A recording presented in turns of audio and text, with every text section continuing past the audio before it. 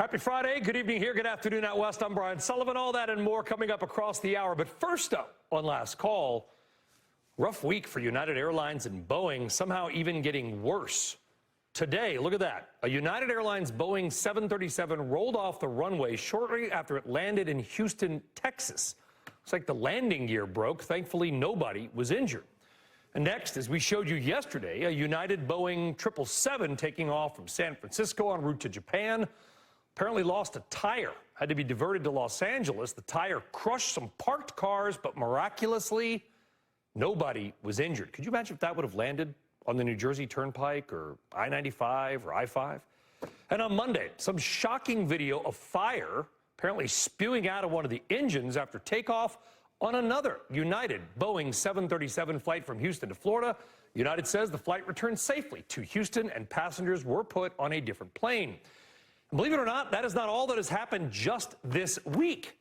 It has been reported that a San Francisco-bound United flight from Honolulu reported an engine failure over the Pacific Ocean. That flight did land safely in San Francisco, and everybody was okay. Clearly, United and its passengers have been very lucky, likely thanks to the skill of United pilots and crew. But that said, all four of these events happened on Boeing jets. Now, of course, Boeing has been under major scrutiny over the past few months after a door plug blew off on that Alaska Airlines flight. Since the Alaska incident, other American airlines have been operating Boeing planes, but have not had the issues that United has had. So, with all the Boeing-related incidents, has maybe United Airlines been given a pass, or perhaps they've just had a run of bad luck that could have happened to anybody?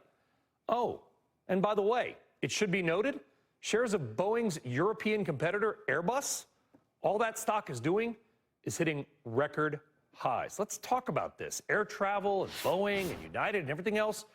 Joining us now is former FAA and NTSB investigator and NBC News aviation analyst, Jeff Guzzetti, and Association of Flight Attendants, CWA President Sarah Nelson. Jeff and Sarah, really appreciate you joining us. Jeff, I'm going to start with you. Do you think that either A, this is a Boeing issue, B, a United issue, C, some kind of combo, or D, just a really bad string of luck that honestly could have happened at any time to anybody?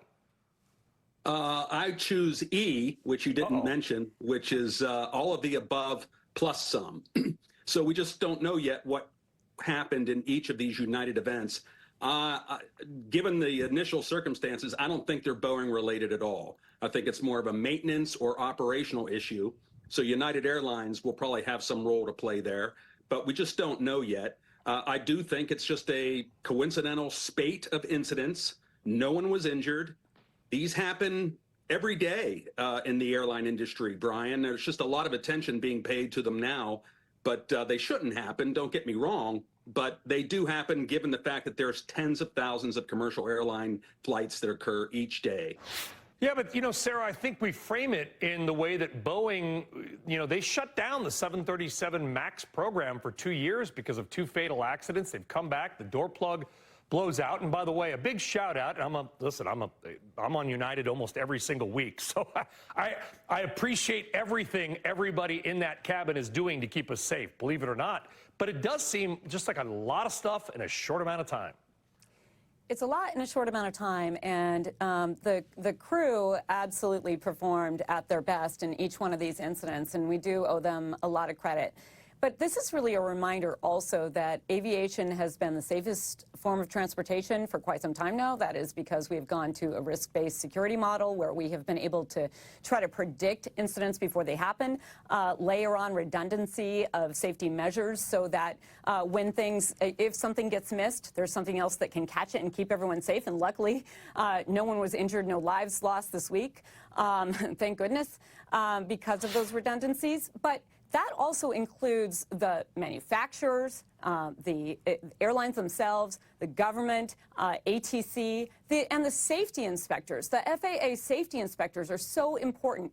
all of that system has been stretched so thin because we have had repeated extensions of the FAA reauthorization bill, or even government shutdowns over the last several decades that have stretched the system so thin. And we just had another extension passed again this week, instead of getting a full reauthorization bill done, where we can get proper staffing and the proper tools in place to be able to make sure that all of the safety systems are operating at the highest standards. And flying is the safest form of travel out there. Let us not forget that. You guys both know that as well. Like I said, I'll be on a United flight this time next week. I think I'm on a MAX 9, to be honest with you, going across the country. I'm not thinking twice about it.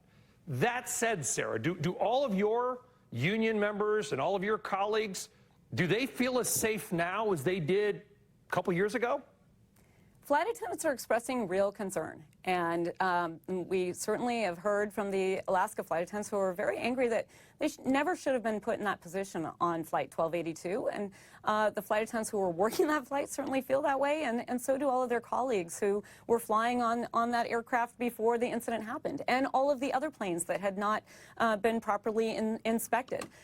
So we're talking about a system here that has been shareholder capitalism, that has cut back on staff, has cut back in costs in every single way, and has moved us further and further away from a safety culture. We've got to rebuild that safety culture at Boeing with enough inspectors throughout the federal aviation system, and make sure that we are also utilizing all of the reporting systems that are so important to predict possible risk and plug the holes where we can. Well, literally and figuratively, plug the holes on, at least on one flight.